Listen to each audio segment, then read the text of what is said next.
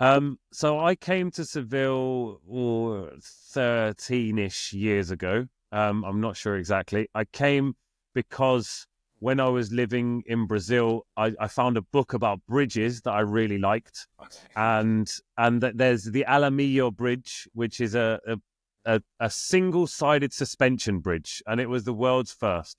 So I said to myself, while I was living in Brazil, one day I want to live in Seville, and I ended up I came to see that bridge. So that's a bit of a I mean, usually people go to Seville for very, very different reasons, and I've walked across that bridge many times, and I remember seeing like there's always a big Spanish flag, yeah, um, but like I've never really noticed any of the structure about it. yeah. It's a marvelous bridge, and I can now see it from my bathroom. So when I'm having a shower, I can see the reason my life changed.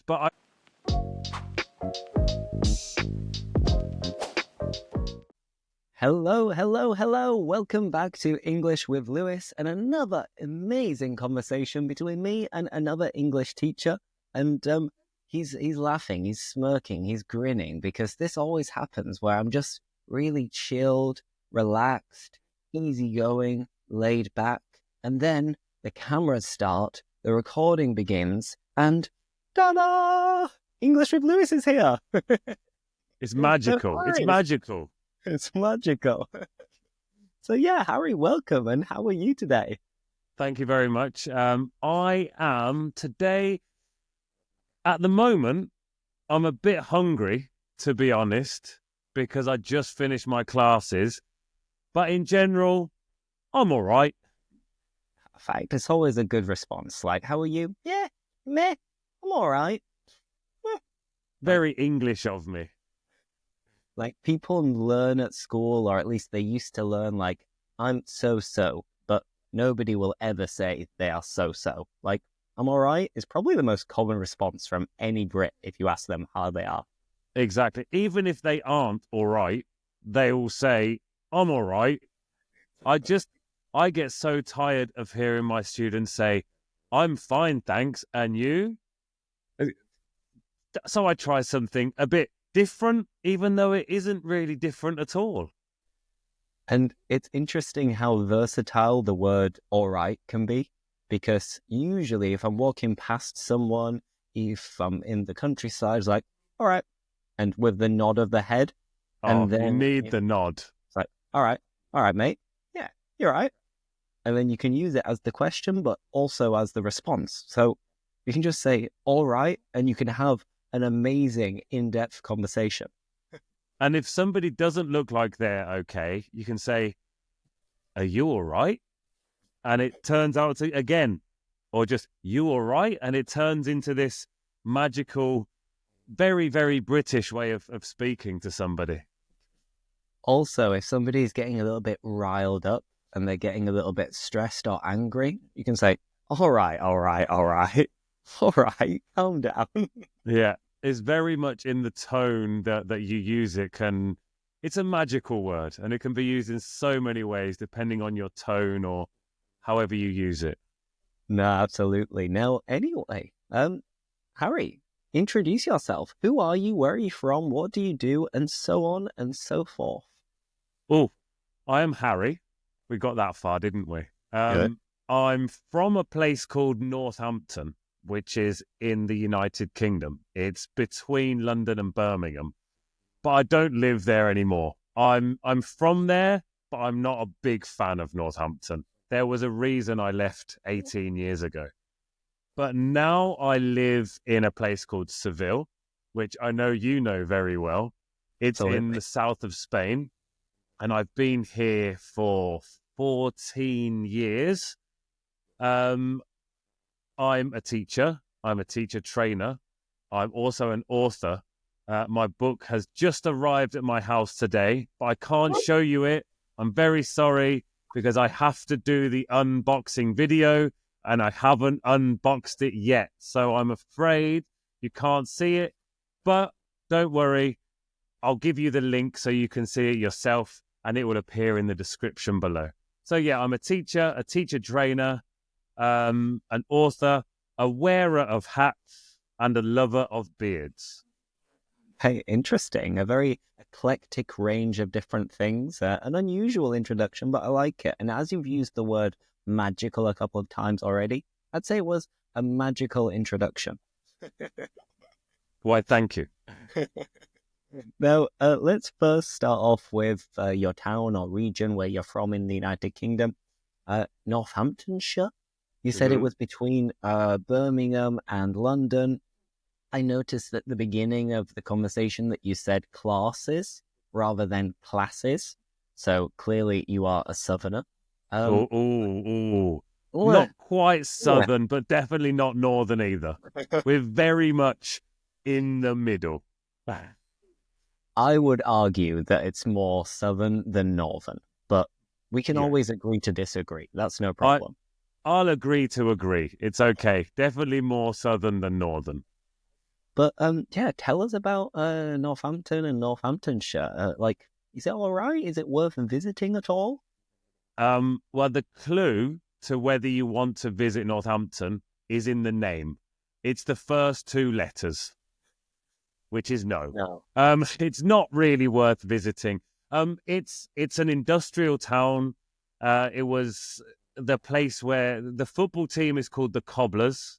A cobbler was somebody who made shoes or fixed shoes, and it was a very, very big town for making shoes many years ago. One fact is that 1/3 of the shoes and boots used in the First World War were made in Northampton. It does have history. We also have some very famous people from there.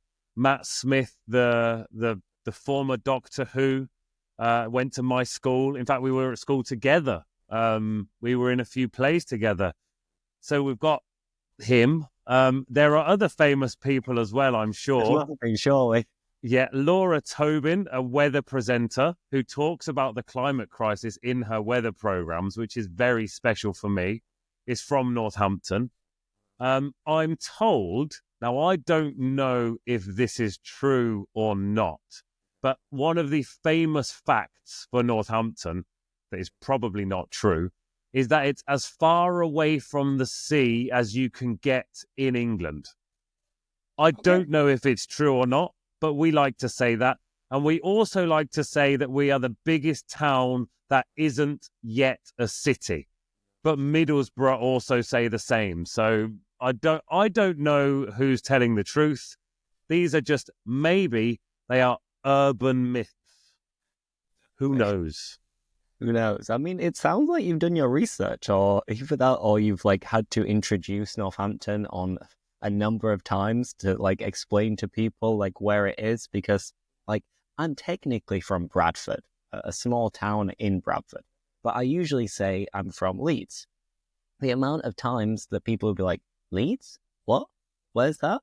And when I have to say that I'm from a place near Manchester, it like kills me inside a little bit because there's a bit of a rivalry between Yorkshire and Lancashire and Leeds and Manchester.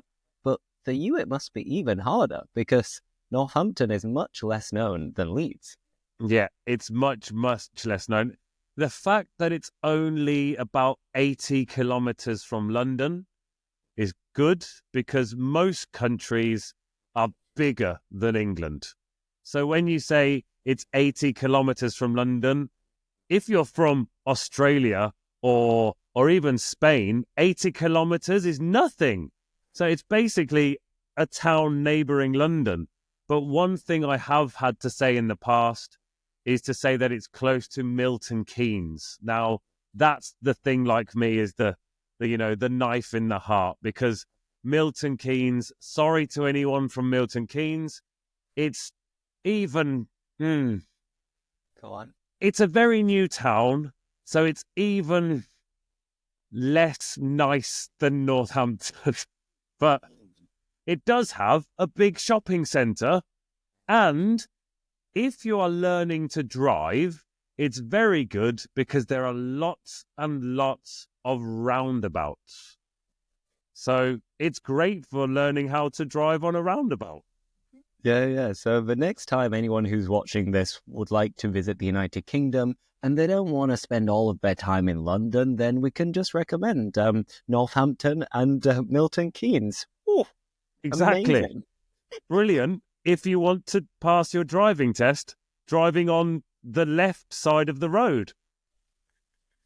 Okay, now, given that you've brought that up, a lot of people are scared of driving in the United Kingdom or Australia for that matter because, according to them, we drive on the wrong side of the road. And in some ways, I agree because I'm right-handed. So I remember when I was learning to drive that the changing gears and clutch control, it was a little bit less natural because I was changing gears like this, going from first to second, then second to third, third to fourth, fourth to fifth, etc. Whereas if you do it like in Spain or in the rest of the world almost on the right-hand side of the road, then it's easier because for right-handers, like it's easier. You're more, I don't know, you have more what's the word? Dexterity. Dexterity, that's it. Yes, thank you. Teamwork makes the dream work. But Yes. what do you think? Like, was it difficult for you to adapt to driving on the right side of the road? Well, for me, I'm actually left-handed. Okay. There you go. But Curveball. yeah, there you go. Whoa, surprise. I learned to drive in the UK, but I didn't drive very much when I lived there. And I left the UK when I was 22. So most of my driving has been on the right. For me, when I go back to the UK and I drive now, usually I'm fine. I sometimes punch the door to change gear because it's on the other side. But the biggest issue for me isn't roundabouts, which you might think, you go the wrong way. But there's usually other cars on the road for you to follow. So there's no problem there. My biggest problem is entrances to supermarkets. I always go in the exit. I don't know why, but I always go into the exit of the supermarket. I don't know. Who knows? Who Who knows? knows why? I don't know. Nobody can explain. I mean, it's true that if there is traffic and other cars on the road, then you just follow them. Like, it's easy. Like, that's the reason why it shouldn't be too difficult for anyone who is renting a car in the United Kingdom and they're really, really anxious and worried about driving. So just follow the ones in front of you, and I'm sure you'll be fine. But watch out for the supermarket entrances. They're dangerous. Now, you mentioned that you left the United Kingdom when you were 22. Was that to move to Seville? No, it was to move away from the United Kingdom. Anywhere would do. Anywhere would do. I left the UK. I did my CELTA course in Buenos Aires. And then from there, I traveled South America for about a year and I lived in Brazil for 6 months. Then after I'd lived in Brazil, I moved to China because I wanted something different. And then from China, I moved to Vietnam because I didn't want to fly. I wanted to go by bus, and Vietnam was closest. So I went by bus to Vietnam. And then from there, I moved to Australia, where I thought, this is going to be it. I'm going to move to Australia and I'll settle down. But by then, I'd lived in Brazil, China, and Vietnam, places that were very, very different to the UK.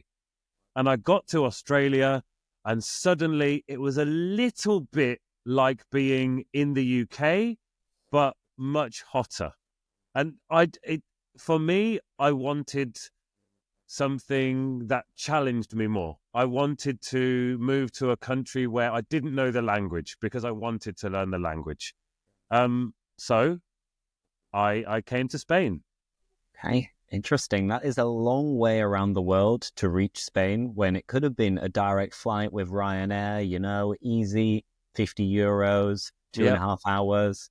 But no, you went the long way around. So The really long way. let's get into some of your experiences in different countries. First, you went to Buenos Aires. I also lived in Argentina for 6 months before moving to Spain, and that was with an Argentinian family there. But I was in the Buenos Aires province, but like 6 hours down to the south in a town called Bahia Blanca. So yeah, miles away, so far away. Why did you choose Buenos Aires, and what did you think of the city? Um, I chose Feel Buenos free to Aires. speak your mind. Yeah, I chose Buenos Aires because I was very, very obsessed with football at the time, and I loved visiting different stadia. I had been to the Amsterdam Arena in Europe. I had been to Camp Nou here in Spain. I had visited lots of different stadia in the UK as well, and I wanted to experience the atmosphere and the stadia of South America. So I decided I'll do my Celta course there. That way I can go and watch River Plate, I can watch Boca Juniors, I can watch Independiente, I can go to all of these different football stadiums and I can live the experience and I can enjoy it. And I loved Argentina. I really loved it. I was only there for a few months to do my Celta course, and then I did a few classes. But it was great for me because the fact I was from the UK, I had been on holiday, but I'd never lived in a completely foreign, completely different country. And, with a new language, I knew no Spanish at all. Like nothing at all? You couldn't Like say the basic kind of stuff? nothing at all. I think I knew, Hola, gira una a la cerveza. derecha and hola, and that was about it. I knew I'd say turn to the right and hello, and that was literally about it.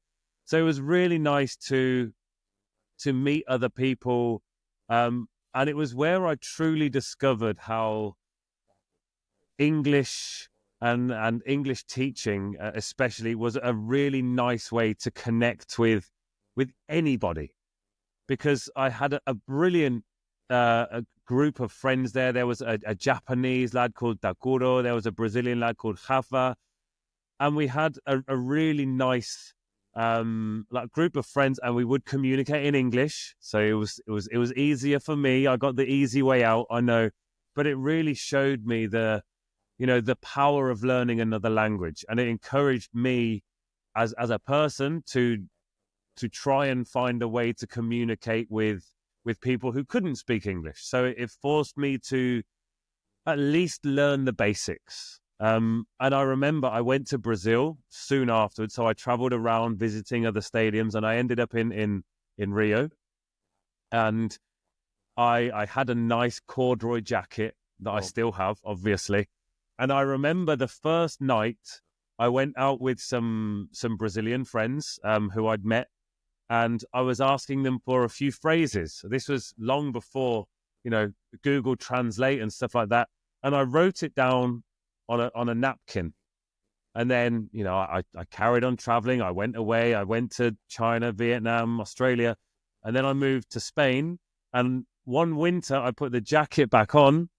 And lo and behold, in the pocket was my napkin with 5 Portuguese phrases in there. And I just thought, wow, I can't believe I still have it. And I can still remember the phrases. The first one was, Você es muito linda, which means you are very beautiful. Because it's very important to learn that. Did you use these phrases when you went out on that night out? Yes, I did. I got laughed at quite a lot. Você é muito linda. Yeah, my pronunciation was very, very British as well. So it was it was nice, but it was that part of, when you go into another country, you realize you can't just go in there and only speak your language, whether you are English, whether you're Spanish, whether you're French. It's just not polite to go to another country and try and force your language upon people unless they want to speak that language. And again, that was something I found out very quickly while I was traveling, was lots of people were desperate to speak to me in English. They were desperate to speak to me. of all levels. There were people with an A1 level all the way up to C2 level who just wanted to speak in English. And I found it fascinating. Oh, it's interesting. And the fact that you mentioned these 3 football clubs in Argentina, we had a little chat about football before, and I think you've kind of fallen out of love with football nowadays, but maybe we can get to that later. But between Boca Juniors, River Plate, and Independiente, which atmosphere in the stadium was the best? It has to be Boca. It was absolutely buzzing in there. It was absolutely buzzing. But of all of the matches I've ever been to, it was when I moved to Brazil, where I was, my friend Rafa, who I mentioned that I met in Argentina, he was from Rio. And I don't believe in choosing a football team. I believe the football team chooses you. And he was a big fan of Fluminense from Rio, and they played in the Maracanã Stadium. And I had always wanted to go there. So as I was there for such a long time, I went to every Fluminense match there. And Fluminense versus Flamengo, the local derby, I have never been in such an amazing atmosphere. The stadium was bouncing. There were flares, there was chants, there was singing. It was out of this world. I remember one moment looking across and people were throwing, the paper for receipts. When you get your receipt from people were unraveling that and throwing it. And then they were lighting their flares, which health and safety wise wasn't fantastic. But then I saw, there were mini fires on the floor, which terrified me. But the fans there were lighting their flares off the mini fires, then putting the fire out. And it was an almost out of body experience when I was there just thinking, is this real? I was used to going to stadiums in the UK where no smoking, no glass, none of these things. And in the stadium there in the Maracanã, it was almost a free-for-all. You could do anything. There were people drinking and smoking and lighting fires from flares. And for this tiny British brain of mine in that moment just went, I just couldn't believe it. I think I'd have a nervous breakdown, like just describing all of these things. It sounds incredible, an out-of-body experience, as you said, and lovely expressions you're using at the same time. I love them. And if anyone doesn't understand any of the expressions that Harry's using, leave us a comment and we'd be happy to break it down for you. But yeah, you said it was a little bit scary. I think I would have been very intimidated in that moment. Like, I'd have been tempted to just, leave. Did that cross your mind at any moment?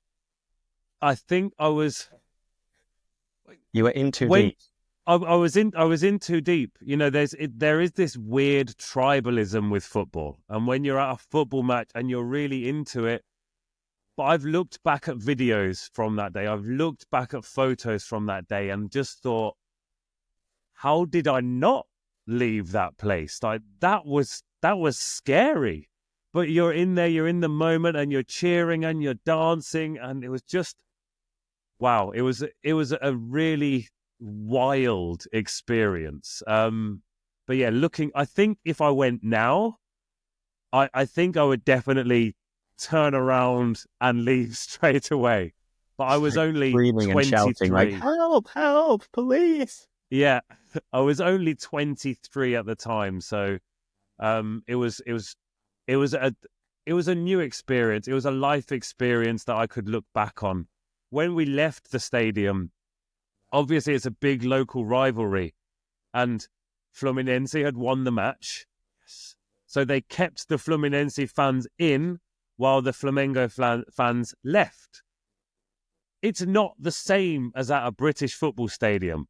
When the fans got a bit crazy, they used tear gas. When they started getting really wild, they sent in the police, with the big guns and all these things.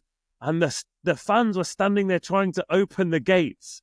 And I could see the police with the tear gas and the guns. And I said, leave the gates closed. It's fine. Close the gates. That was a moment where I did want to leave, but couldn't. Oh my God.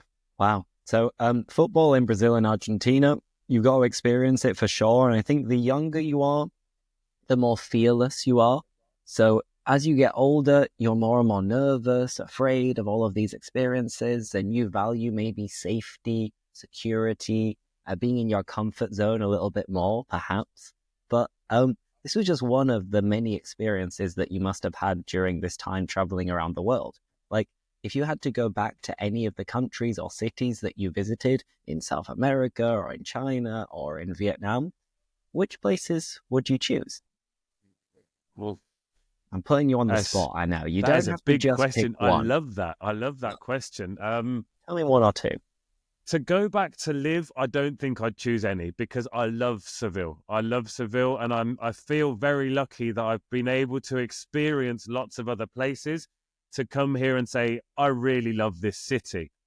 If I had to go back, if I could go back, had the opportunity to, I would love to go back to Bariloche in Argentina. Very, very nice chocolate. Good I would mountains. also, exactly. I would love to visit the Atacama Desert again in Chile for a number of reasons. One of them being it's now one of the places in the world where fashion brands dump their clothes when they're not needed anymore. So I would love to go and visit the huge pile of clothes in the desert there, which can be seen from space. So I think that would be, a horrifying but life-altering, life-changing experience for me. So yeah, the Atacama Desert, Bariloche, and if I were to choose anywhere in Vietnam, Phu Quoc. There's an island just off the south of Vietnam, and they call it the Hawaii of Vietnam, and it was very, very, very beautiful. It was breathtaking. I mean, it sounds good. I've heard a lot of good things about Vietnam, and I haven't been yet, but I'd love to visit one day. So maybe it'll happen in the next couple of years. Who knows? Yeah, fingers crossed. But let's get into Seville and also your teaching and the sign behind you, which says Renewable English. Hey, there's so, two. Excellent. So you moved to Seville and you continue teaching English. How were your first experiences teaching English in Seville? What was it like living in the city? So I came to Seville 13-ish years ago. I'm not sure exactly. I came because when I was living in Brazil, I found a book about bridges that I really liked. And that there's the Alamillo Bridge, which is a single-sided suspension bridge, and it was the world's first. So I said to myself, while I was living in Brazil, one day I want to live in Seville. And I ended up, I came to see that bridge. So that's a bit of a... Usually people go to Seville for very, very different reasons. And I've walked across that bridge many times. And I remember seeing, there's always a big Spanish flag. Yeah. But, I've never really noticed any of the structure about it. Yeah. It's a marvelous bridge, and I can now see it from my bathroom. So when I'm having a shower, I can see the reason my life changed. But I remember coming here, and I'd been teaching beforehand in Southeast Asia and in Australia, where there are a lot of Southeast Asian students. And the students in Southeast Asia tend to be very respectful. And, they will speak when spoken to. They will very rarely speak out of turn. And then I came to Spain, where teenagers are much more confident to speak to their teachers in a maybe slightly less respectful way. Let's put it nicely. So it was a big culture shock for me, going from teaching students who are very quiet, very studious, but also maybe nervous to actually speak in English. So their grammar was usually perfect, but the moment they came to speak was different, to the opposite, where students just wanted to speak all the time in English and in Spanish and just always about whatever it was. maybe it was their cousin's birthday next week and they just wanted to tell me that, so they had to tell me that. So it was really, really intense. But I'm so happy. The first place that I taught in Seville was called the English House, and it was a very young crowd there. The teaching group of teachers were very, very young. So I was given the opportunity to do a lot of teacher training very early on. When I got there, the director gave me the opportunity to do teacher training, and it opened something new in me. So I love teaching, but I also love training teachers. So I could bring all of my teaching experience from around the world and all of the studies that I'd done, and I could bring it there. And another reason I really love it is because that's where I met my wife. Yeah, she wasn't my wife at the time. First thing you... yeah, it should have been what I opened with. I was saving that for the big reveal, though. Exactly. Then you can unbox like it as well. There you go. And yeah, I met my wife there. As I say, at the time, she was a co-worker, but later, down the line, she became my wife. After things blossomed, everything blossomed. Flourished. Yeah, they did, and it's still going. We've been married now for over 10 years, so it was brilliant. That bridge has done so many good things for me. Exactly. I mean, it brought you together, just like bridges do, Exactly. Exactly that. What a very good point that I'd never actually thought of. And now I'm not going to stop talking about it. You can tell her now after we have this conversation. It's like, I thank that bridge every day because it brought me to you. There you go. It bridged our two cultures. There you go. They came together with that. She is Spanish, but she grew up in Australia. So, yeah. It brought those two cultures, the British and the Spanish, brought us together. The opposite of Gibraltar. Yeah. Interesting. Now, with teacher training, I can tell, and everybody I'm sure is aware of this when you're speaking, that you're kind of deliberately using some advanced phrases, phrasal verbs, and when you're doing it, you are stressing them. You're also using gestures at the same time. Even now you were getting a little bit animated and you could see your cheeks going red. So the way you teach is very kind of deliberate and also very visual and dramatic at the same time. So when you are training other teachers, what are the things you kind of look out for and focus on to make them better teachers? Oh, another great question. It depends on what I'm teaching, of course, or what I'm training. So most of my training now is based around sustainability and how to get sustainability, particularly environmental sustainability, into ELT classes. That's one of the main parts of it. But prior to that as well, I've done a lot of pronunciation training. I know you've spoken to the incredible, the wonderful, the amazing pronunciation with Emma. So I did have a large phase when I was studying for the Delta. I focused a lot on pronunciation. So I did a lot of activities that made it more digestible for teachers, because we often look at pronunciation with those kind of Delta glasses, and it's all, you talk about elision and you talk about binomial pairs, which doesn't translate A, to the students, and B, to 90% of teachers. So when I was focused on that, I tried to make it more digestible. So making pronunciation activities and pronunciation practices easier. And then outside of that, whenever I do teacher training, I like it to have something very practical. When I go to a conference, I want to leave that conference with ideas, ready-made,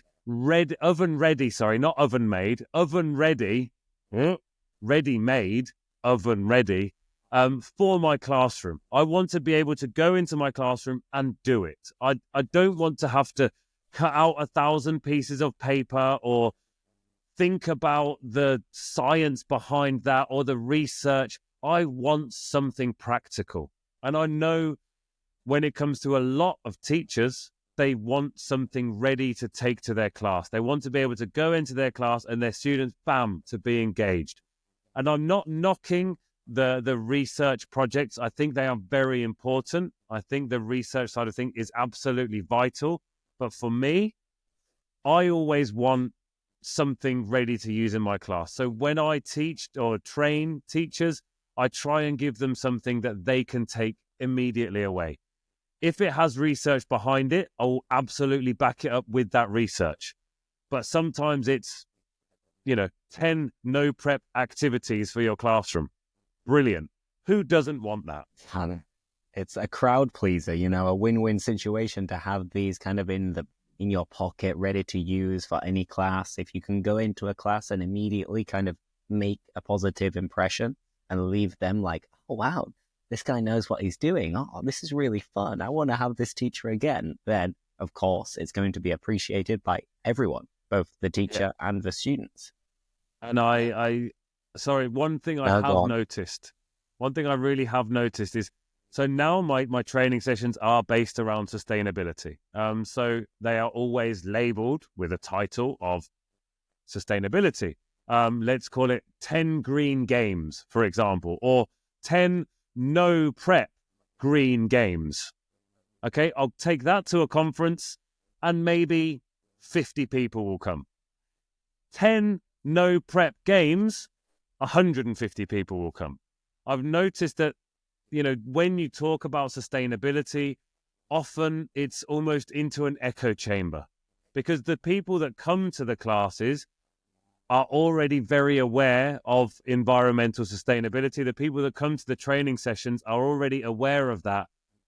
So yes, they are going to take it to their classroom, but it doesn't tend to attract teachers who maybe aren't as interested in that. So it kind of reduces the crowd a bit.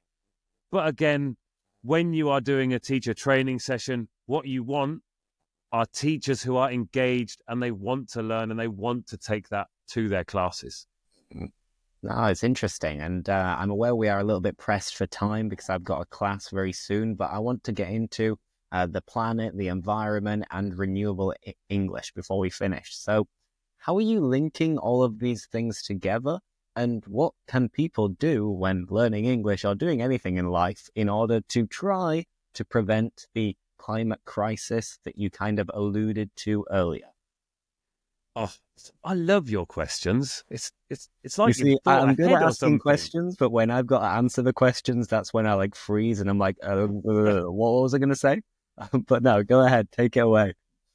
So I created Renewable English because there was a huge lack of environmental resources. The opening quote in my book that has recently been released, Activities for a Greener Mindset, little plug there, is actually one from Jane Goodall. I'm going to paraphrase it now because I don't know it absolutely off by heart, but is every day you are going to make an impact. It's up to you what kind of impact you make, basically. So I realized, with Renewable English that there weren't enough materials for everyday lessons. Everything you do has an impact on the planet. Now, this isn't saying that every single one of your lessons has to be about the planet.